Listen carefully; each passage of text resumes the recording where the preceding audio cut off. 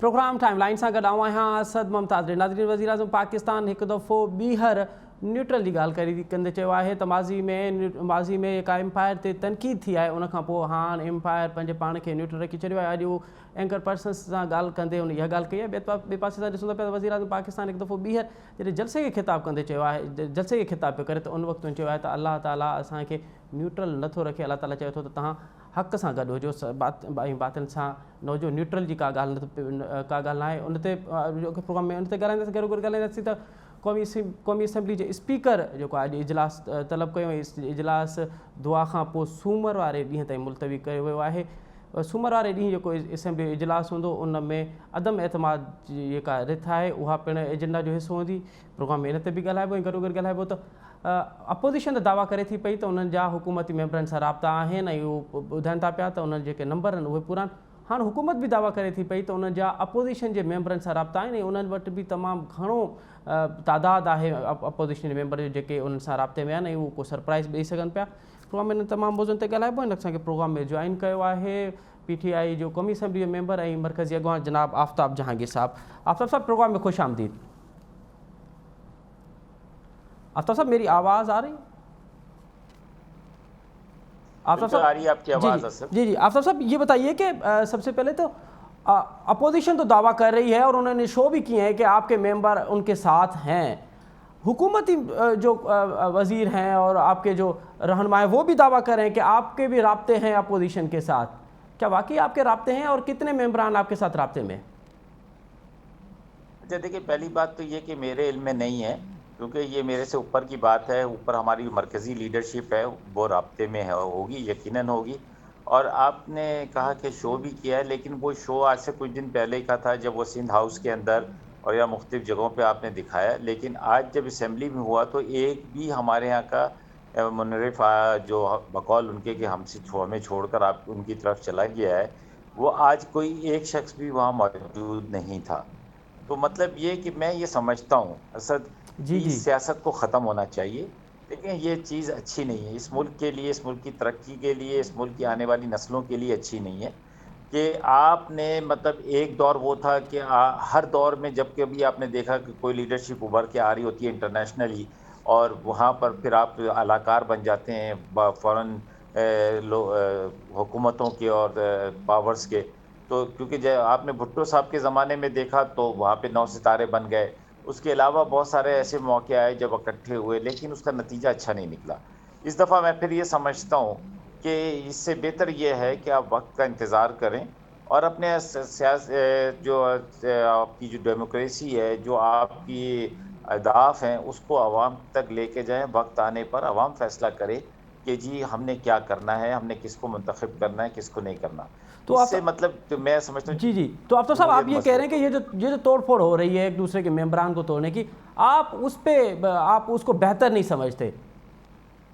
देखिए, मैं क्या कोई भी बेहतर नहीं समझता। ये लोग आम लोगों के पास भी जाएं तो वो भी इसको अच्छी निगाह से नहीं देख रहे। उसकी वजह ये है कि वो कहते हैं कि ये कोई तरीक़ेकार नहीं है। आपका एतमाद लोगों से उठकर, और जो लोगों के मुंतखब लोग हैं, जिनको लोगों ने इसलिए भेजा था कि ये जो 12-13 लोग थे, ये पीपल्स पार्टी छोड़कर PTI में आए और PTI के टिकट पर इन्होंने इलेक्शन लड़ा और फिर 2013 में ये एक भी सीट नहीं जीते हुए थे। इसमें से कोई शख्स भी ऐसा नहीं था जिसने 2013 का इलेक्शन जीता हो, और वो पीपल्स पार्टी के टिकट पर लड़ रहे थे। तो वो छोड़कर वो PTI में आए थे और फिर PTI के प्लेटफॉर्म से वो जीत कर असेंबली में आए। तो वह आवाम ने तो फैसला PTI के हक में दिया था। तो आफ्ताब साहब, आपकी कतई कलामी माफ़, इसमें बहुत से जो 14 मेंबरान हैं उसमें से कुछ मेंबरान ऐसे हैं जो मुख्तलिफ पार्टियों में रहे हैं और डॉक्टर रमेश कुमार तो पिछले 20 साल से कौमी असम्बली के मेंबर हैं। ये अलग बात है कि वो हर मरतबा एक नई पार्टी ज्वाइन करते हैं। अच्छा, देखिए, बात यही है कि ये बड़ी बदकिस्मती है कि हमारी भी बदकिस्मती है कि हमें ऐसे लोग मिले कि जिनको वफा निभाना नहीं आती।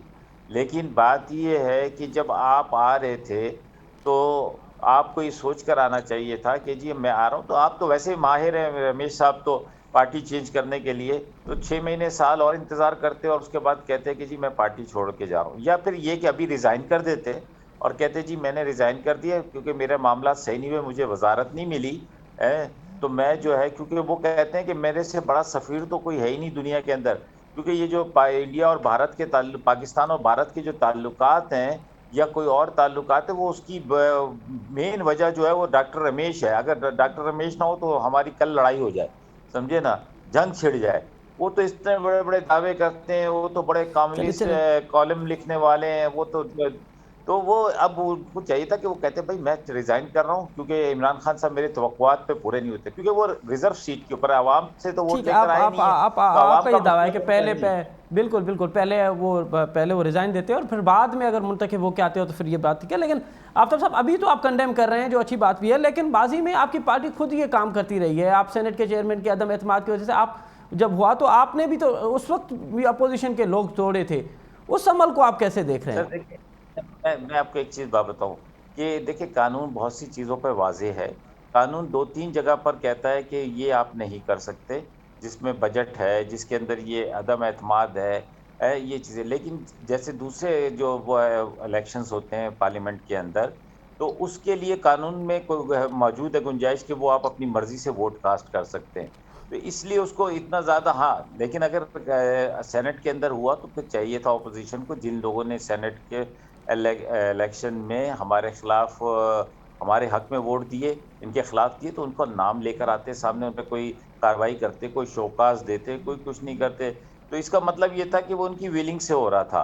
तो मैं ये समझता हूँ कि ये सारी चीज़ें ख़त्म होनी चाहिए। हमें पॉलिसीज़ के ऊपर हमें आवाम पर एतमाद करना ठीक है, चाहिए, आवाम के ठीक है, दिए हुए आवाम आवाम मैंडेट का आवाम पे एतमाद एहतराम करना करना। चाहिए। अच्छा आफ्ताब साहब, ये जो सरप्राइज़ की बात हो रही है कि वज़ीर आज़म साहब बहुत बड़ा सरप्राइज़ देंगे, किस तरह का सरप्राइज़ होगा? क्या इम्कानी तौर पे क्या सरप्राइज़ दे सकते हैं वज़ीर आज़म? सर मुझे नहीं मालूम, अगर मुझे मालूम होता तो फिर वो सरप्राइज थोड़ी होता। अच्छा, ये मुमकिन है कि कोई बहुत बड़ी तब्दीली कर लें, कोई नई अपॉइंटमेंट कर लें एक बहुत बड़ी ओहदे पे, किसी को हटा दें? सर वो प्राइम मिनिस्टर साहब को पता होगा या सहाफ़ियों को पता होगा, मुझे नहीं। अच्छा अच्छा, आफ्ताब साहब, ये वज़ीर आज़म साहब गुज़िश्ता 2 हफ्तों से हम देख रहे हैं कि एक लफ्ज़ इस्तेमाल कर रहे हैं, न्यूट्रल। किससे मुखातिब हैं वो? वो न्यूट्रल इससे मुखातिब हैं कि हर उस शख्स से कहते हैं कि उनको हक और सच के अंदर न्यूट्रल नहीं रहना चाहिए, समझे ना। वो ये कहते हैं कि जहाँ बुराई देखें तो वहाँ आप कैसे, अगर मैं कहीं बुराई देखूँ या आप कहीं ऐसा बुराई देख रहे होगे तो आप न्यूट्रल कैसे रह सकते हो? आप उसके खिलाफ आवाज़ उठाओगे। आपके पास अगर ताकत होगी तो बुराई को रोकने का सबसे बेहतरीन तरीका ये है कि आपके पास ताकत है तो ताकत के ज़रिए, नहीं तो ज़ुबान के ज़रिए, वरना। जी जी आफ्ताब साहब।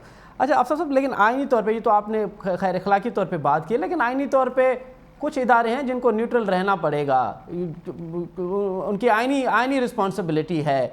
तो कहीं अगर वज़ीर आज़म साहब उनसे सर तो वो देखिए, मैं आपको एक बात बताऊं कि आईनी इदारों को बिल्कुल न्यूट्रल रहना चाहिए, इदारों को हुकूमत के पाबंद होना चाहिए, क्योंकि वो चीफ एग्जीक्यूटिव तो प्राइम मिनिस्टर।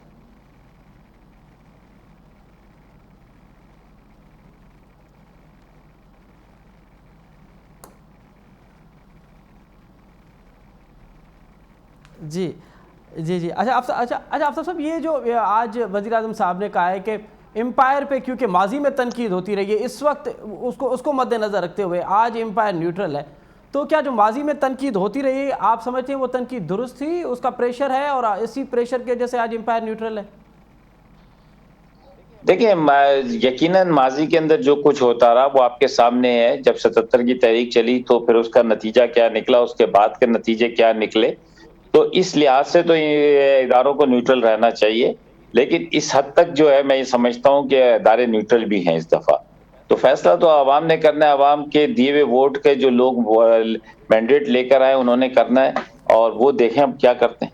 तो जो एम्पायर न्यूट्रल हैं, इदारे न्यूट्रल हैं, तो आफ्ताब साहब ये किसको फ़ायदा होगा और किसका नुकसान होगा इससे उनके न्यूट्रल रहने में? जो अच्छा खेलेगा उसको फायदा होगा, जो गलत खेलेगा उसको नुकसान होगा। आप नहीं समझते कि इदारों का न्यूट्रल होना आवाम के लिए, कौम के लिए बहुत अच्छा है और इदारों की साख उससे मुतासर नहीं होती? इदारे खुद जो है जमहूरी रिवायत को बरकरार रखते हुए, ये एक अच्छी रिवायत है कि अगर इदारे न्यूट्रल हों तो नुकसान और फ़ायदे से बिल्कुल, बल्कि। इसमें कोई दो राय नहीं, नहीं बिल्कुल इसमें कोई दो राय नहीं है। इस तो होना भी यही चाहिए।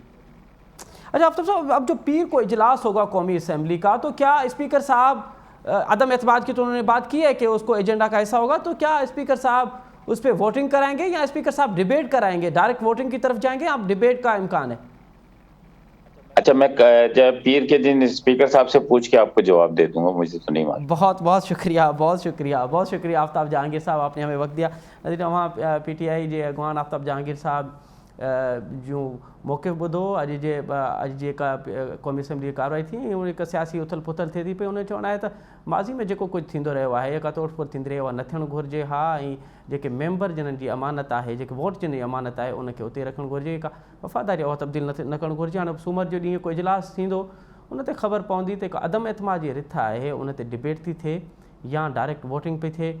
इन ते सूमर वारे ॾींहुं जॾहिं थींदो त इन ते ॻाल्हाईंदासीं। प्रोग्राम वठो त साई खां पोइ इन ते कानूनी पासनि ते ॻाल्हाईंदासीं त स्पीकर जा रूल कहिड़ा आहिनि, स्पीकर जी रूलिंग हाणे कहिड़ी थी सघे थी पई जॾहिं इजलास डिले शुरू थियो आहे, 14 ॾींहं थियणो, 14 ॾींहं खां पोइ शुरू थियो आहे ऐं वरी मुलतवी थियो आहे, त हाणे स्पीकर जी रूलिंग कहिड़ी थींदी? छा स्पीकर इन ते डिबेट कराईंदो या स्पीकर जी रूलिंग हाणे डायरेक्ट वोटिंग ते हूंदी? अगरि अदम एतमाद जी तहरीक कामयाब थी थिए या नाकाम थी थिए त उनखां पोइ जो प्रोसीजर कहिड़ो हूंदो, इन ते ॻाल्हाईंदासीं। पर पहिरियां वठो त साई खां पोइ प्रोग्राम ॿीहर हाज़िर। नज़री प्रोग्राम हिकु दफ़ो ॿीहर तव्हांखे भली कार। सदर आइन जी तशरीह जो चयो आहे, हेॾे होॾे थियणु न ॾींदासीं। मुमकिन आहे त रेफरेंस खे वापसि मोकिले छॾियूं। अॼु सुप्रीम कोर्ट में आर्टिकल 63A जी तशरीह जे हवाले सां सदारती रेफरेंस ऐं पाकिस्तान बार जी दरख़्वास्त जेका ॿुधणी थी आहे, उन में जस्टिस एजाज़ुल हसन इहे रिमार्क्स ॾिना आहिनि। ॿुधणी दौरान चीफ जस्टिस पिणु रिमार्क्स ॾिना त जेका अमानत आहे, उनजी ख़यानत क़ुर में उनजी सख़्तु सज़ा लाइ चयो वियो आहे। त असां अॼु प्रोग्राम इन ते ॻाल्हाईंदासीं त 63 जी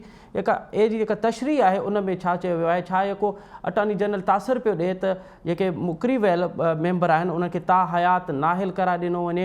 अगरि ताहयात नाहिल करार ॾिनो वञे त 63 जी तशरीह छा आहे, आइनी मामला कहिड़ा आहिनि। ऐं ॿियो, अॼु जॾहिं क़ौमी असैम्बली इजलास थियो आहे, उहो सूमर ताईं मुलतवी थियो आहे, त सूमर ते जॾहिं अदम एतमाद जी रिथ ते ॻाल्हि ॿोल थींदी त छा स्पीकर जी रूलिंग कहिड़ी हुजणु घुरिजे, कहिड़ी आइनी तौर ते कहिड़ी हुजणु घुरिजे, छा उहो डिबेट कराईंदो या डायरेक्ट वोटिंग ते वेंदो। इन तमामु आइनी मामलनि ते ॻाल्हाईंदासीं। इन वक़्तु असांखे प्रोग्राम में जॉइन कयो आहे अख़्तर एडवोकेट साहब, पाण नाले वारा कानूनदान आहिनि, कंहिं तारीफ़ जा मुहताज न आहिनि। अख़्तर एडवोकेट साहब, प्रोग्राम में खुश आमदीद। सबसे पहले तो ये बताइए कि ये जो अटॉर्नी जनरल साहब तासर दे रहे हैं कि जो मुनहरिफ अरकान है उनको ताहयात नाहिल करार दिया जाए, 63A की जो तशरीह है वो 63A क्या कहता है? क्या इनको वाकई ताहयात नाहिली करार दिया जा सकता है या फिर कुछ अरसे के लिए, या फिर नाहिली वाला मामला आता ही नहीं? देखिए, इसमें हमारे में तो with regard to attorney general उनके पॉइंट ऑफ व्यू से मैं एग्री नहीं करता। अच्छा। और वो बिल्कुल जो कॉन्स्टिट्यूशनल प्रोविजंस हैं वो बड़ी क्लियर हैं। पहले तो एक बात आपको जो है वो ये समझ लेनी चाहिए कि हमारे यहाँ जो इलेक्टोरल सिस्टम है ये कॉन्स्टिट्यूएंसी बेस्ड है। पार्लियामेंट ने जो स्कीम ऑफ कॉन्स्टिट्यूशन के अंदर पार्लियामेंट्री इलेक्शंस का है वो कॉन्स्टिट्यूएंसी बेस्ड है।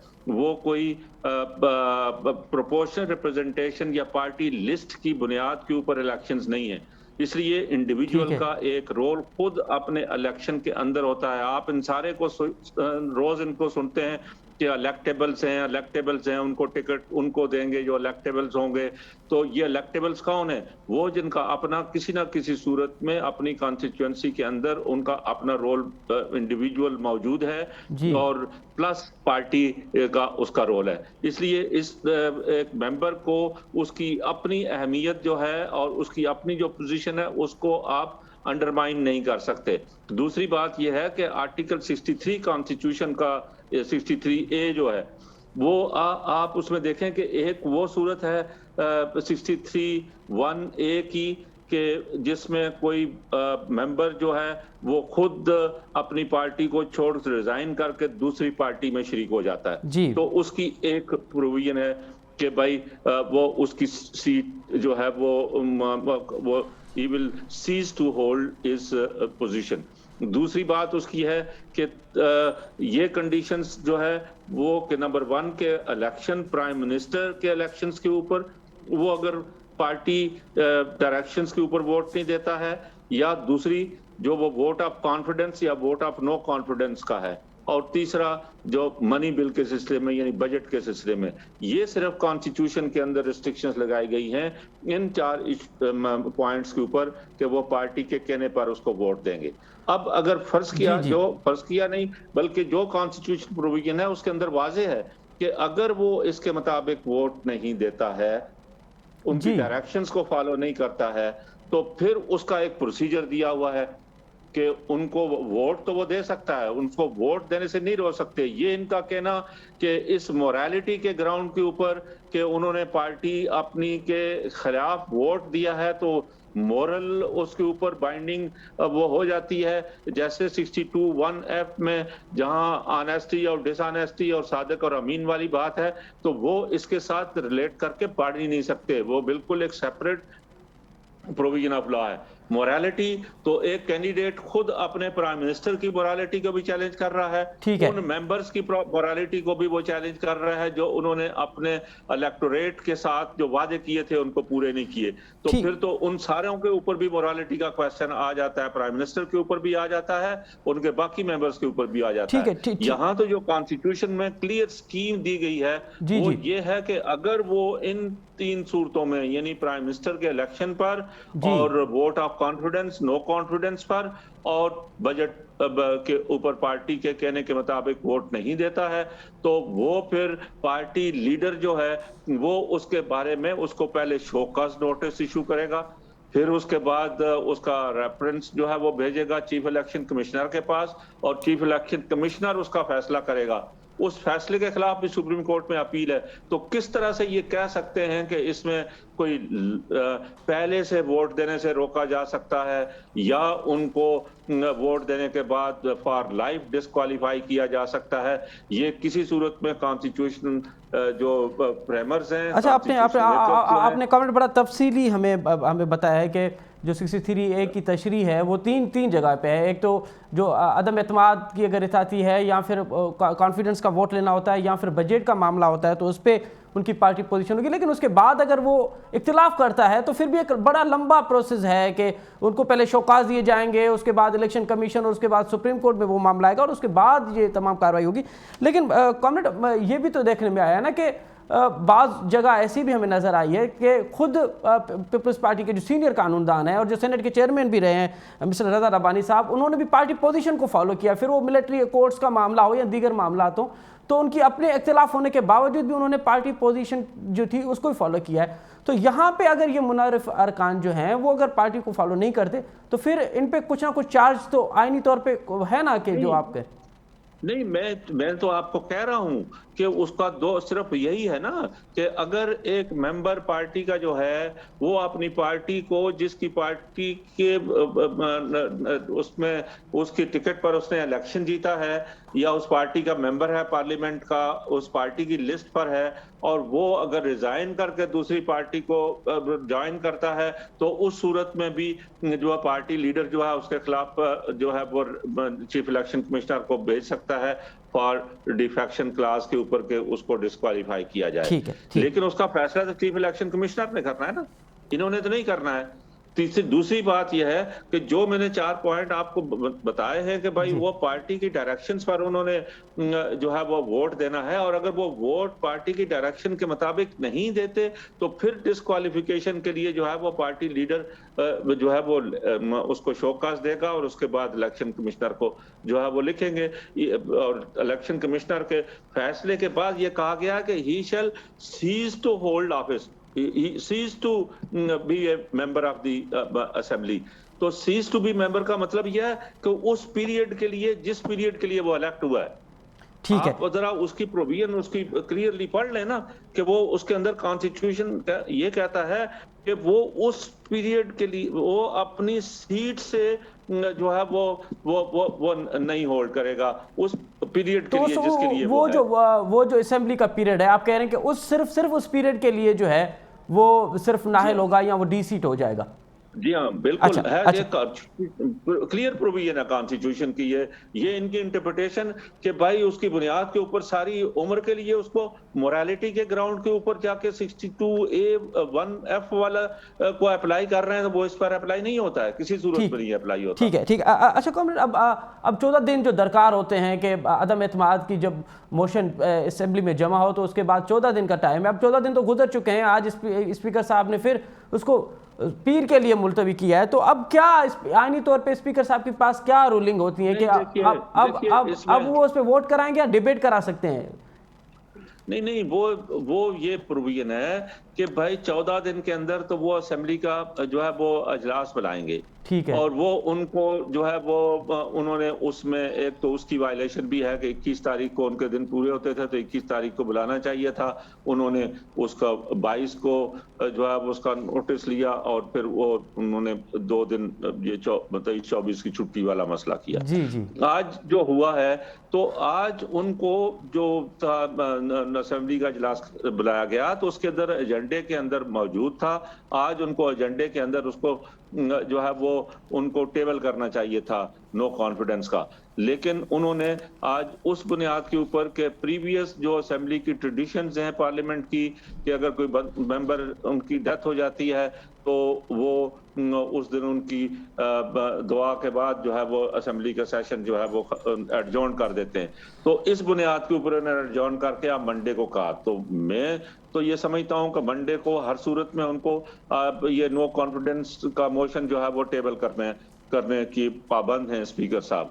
और फिर उनका जो वोटिंग है वो 7 दिन के अंदर होगी, यानी 3 दिन से पहले नहीं होगी, 7 दिन के बाद नहीं होगी। तो 3 दिन के बाद जो दिन बनते हैं 4 दिन, उनके अंदर इसके ऊपर वोटिंग किसी वक्त ये स्पीकर साहब की सवाबदीद है कि वो कौन सा दिन मुकर्रर करते हैं 7 दिन के अंदर। अच्छा अख्तर साहब ये बताइए कि ये जो तमाम मामलात हैं इस पे अब सदर पाकिस्तान कुछ ये कार्रवाई डिले कर सकते हैं, इजलास मुलतवी करा सकते हैं, या फिर कुछ और इनके आईनी अख्तियार इस्तेमाल करके ये जो अदम एतमाद की मूव है इसको कुछ असरअंदाज हो सकते हैं वो इस पर? नहीं, मैं नहीं समझता कि सदर मुमलिकत जो है वो कर सकते हैं। पहले तो सदर मुमलिकत का ये रेफरेंस खुद जो फाइल करना है, ये खुद ही रेफरेंस की जो लैंग्वेज है उससे ही बदनीयती पे मबनी लगता है। वो सदर साहब खुद अपने तौर पर अगर समझते हैं किसी कानूनी नुक्ते को कि उसकी वजाहत की जरूरत है, तो वजाहत के लिए पेश कर सकते हैं। ये तो एक कैबिनेट के अंदर डिसीजन हुआ, कैबिनेट की एक ओपिनियन बना और उसके ऊपर मिनिस्ट्री का ओपिनियन बना, और मिनिस्ट्री के ऊपर मिनिस्ट्री ने ये प्रेसिडेंट साहब को दिया और प्रेसिडेंट साहब ने रेफरेंस यहाँ भेजा।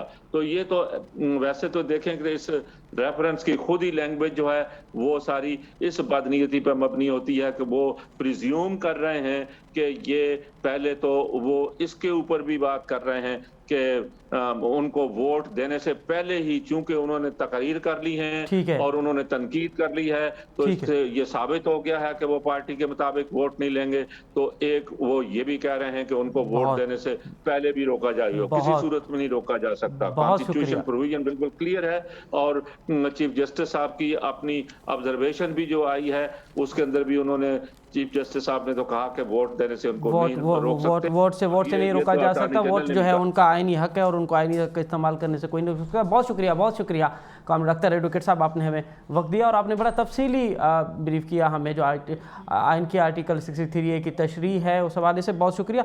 नाज़रीन, प्रोग्राम में वठूं था नंढी साई खां पोइ प्रोग्राम में ॿीहर हाज़िर थींदासीं। नाज़रीन, प्रोग्राम एक दफ़ो ॿीहर तव्हांखे भलीकार। मिठी थाणे में मिठी थाणे जे लाकअप में पुरस्कार नमूने सां नौजवान फौत थियो आहे। नौजवान जे फौत थियण खां पोइ उन जा वारिस मिठी थाणे जे ॿाहिरां सरापा एहतजाज आहिनि ऐं 27 सालनि जो जेको भागचंद आहे उनखे पुलिस गुज़िरियल ॾींहुं बकौल पुलिस जे त चोरी जे इल्ज़ाम हेठि गिरफ़्तार कयो ऐं राति उनजो पुरस्कार फौत थियो आहे। वारिसनि जो चवणु आहे त 5 ॾींहं अॻु उनजे नौजवान खे पुलिस गिरफ़्तार कयो हो जेको गुम हुयो ऐं गुज़िरियल ॾींहुं उनखे ख़बर पई आहे त उहो गिरफ़्तार आहे ऐं अॼु उनजे फौत थियण जो उनखे इतला मिलियो आहे। वारिस इल्ज़ाम पिया आहिनि त बाअसरनि जे चवण ते पुलिस खे उनखे मारियो आहे। पुलिस जो चवणु आहे त ही जेको आहे उनखे हार्ट अटैक थियो आहे ऐं हार्ट अटैक जी सूरत में हू उनजी फौत थियो आहे। प्रोग्राम में इन ते ॻाल्हाईंदासीं त हीउ मामिलो आहे छा, थाणे जे पुलिस जे बाबति असां वटि वक़्तनि ब वक़्तनि ख़बरूं अचनि थियूं अचनि थियूं पियूं त उहे जंहिं तरीक़े सां माण्हुनि खे खणनि थियूं पियूं, गिरफ़्तार कनि थियूं पियूं, उन ते तशदुद वारा जेके मामला आहिनि उहे पिणु असांखे ज़ाहिर थियनि था पिया त हीअ जेको मामिलो आहे हिन जो असुलु मामिलो आहे छा, वारसनि जा मुतालबा कहिड़ा आहिनि, हिन वक़्तु FIR वारो जेको मामिलो आहे उहो किथे पहुतो आहे, पुलिस सां हुन जूं ॻाल्हि ॿोल हले पई, पुलिस हिन हवाले सां छा पई चवे इन ते ॻाल्हाइबो। न असांजे प्रोग्राम में जॉइन कयो आहे मुमताज़ नोहरियो, पाण पंहिंजी अख़बार ऐं टाइम न्यूज़ जा रिपोर्टर आहिनि, ऐं हुन सां गॾोगॾु असां कोशिशि कंदासूं त वारसनि मां जेको हुनजो चाचो आहे, चाचा जयराम मेघवार, उनखे बि प्रोग्राम में वठूं ऐं उनखां उनजो मौक़ो वठूं। मुमताज़ इहो ॿुधाइजो त हीउ मामिलो आहे छा, वारिस छा पिया चवनि, पुलिस छा पई चवे? त पुलिस वारिसनि जॾहिं इहो था चवनि त 5 ॾींहं गुम, 5 ॾींहं अॻु में गिरफ़्तार कयो हुयो, त उहो 5 ॾींहं पहिरियां जेको भागचंद आहे उहो किथे हुयो? जी बिल्कुल, ही भागचंद उर्फ भाग्यो जेको 27 सालनि जो नौजवान आहे, जेको मिठी जी टाबा कॉलोनी जो रहवासी ॿुधायो वञे थो, उहो पुलिस कस्टडी में हो, जंहिंजो अॼु सुबुह फजर महिल पुलिस जे जेको लाकअप जे अंदरि पुरस्रार नमूने मौत थियो आहे। उन खां पोइ इन्हनि वारसनि खे जीअं इतला थियो तीअं उते वॾे अंग में औरतूं ऐं मर्दनि पहुची थाणे जो घेरा कयो, जेको 10 कलाकनि खां उहो थाणे जे आॾो धरणो जारी आहे। इन सिलसिले में पुलिस जो इहो चवणु आहे, जेको SHO मिठी आहे मोहम्मद सुमार मंगरियो, हुनजो इहो चवणु आहे त को मिठी बाईपास कॉलोनी जो आचार मेघवार नाले जेको फिरियादी आहे, उनजी चोरी थी आहे, सोन ज़ेवर कुझु ॿियो सामान।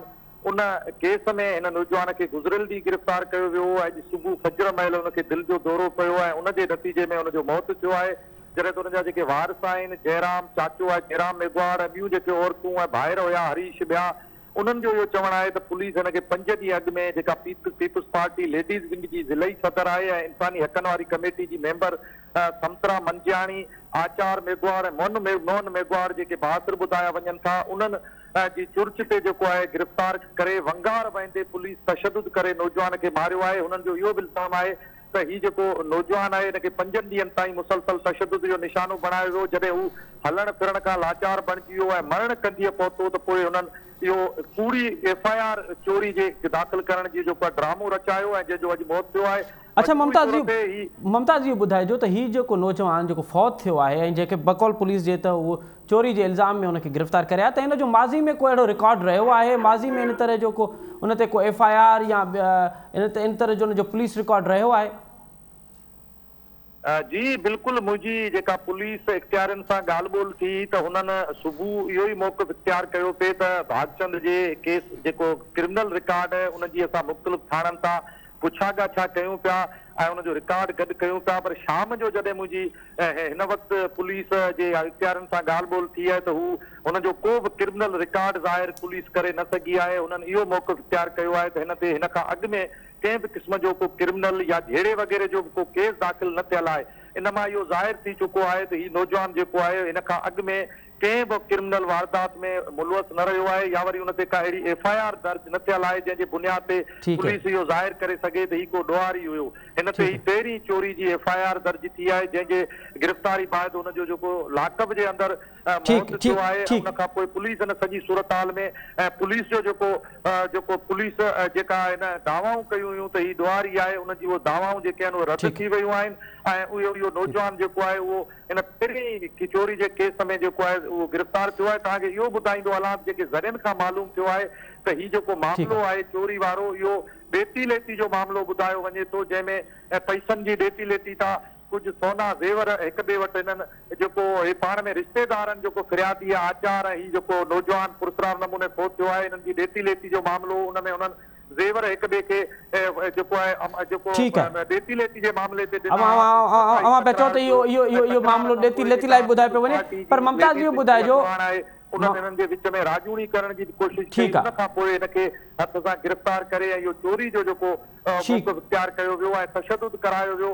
ऐं उहो सामान हथ करण जे लाइ जॾहिं तशदुद में हू बेहाल थी वियो त उन खां पोइ इहो चोरी जो केस दाख़िल कयो वियो आहे। पर बाज़ाब्ता नमूने ममताज़ इहो ॿुधाइजो, ममताज़ की का बि MC दाख़िल न थियल आहे। थींदो ईअं आहे त जॾहिं बि का चोरी थींदी आहे त उनजी उहा रिपोर्ट ज़रूर थाणनि ते दाख़िल थींदी आहे, पर हिन केस जी इब्तिदाई तौर ते जॾहिं चोरी ज़ाहिर पिया कनि त उन वक़्तु बि को केस या FIR न थी आहे नौजवान जी गिरफ़्तारी खां पोइ। ठीकु आहे, अवां चओ पिया त हिन जी FIR न थी आहे। ममताज़ मुख़्तसर ॿुधाइजो त पोस्टमार्टम थियो आहे, FIR दर्ज थी आहे, हिन क़तल जी FIR दर्ज थी आहे, हिन फौत जेको बकौल वारसनि जे त क़तल थियो आहे त हिन जी FIR दर्ज थी आहे? जी बिल्कुल, हिन वक्त एसएसपी थरपारकर जो सरदार हसन न्याज़ी है वो मोकल ते वियो है। हिन ज़िले जी चार्ज उमरकोट के एसएसपी मुख्तियार खासकेली वट हुई, वो भी शाम दारे पहुतो जो हिन वक्त थाने ते मौजूद है। जॾहिं त एसएसपी जो थरपारकर जो है सरदार हसन न्याज़ी वो भी हिन वक्त मिठी थाने ते पहुतल है। जुडिशनल मैजिस्ट्रेट निसार अहमद दर्स वो भी थाने ते पहुतल है।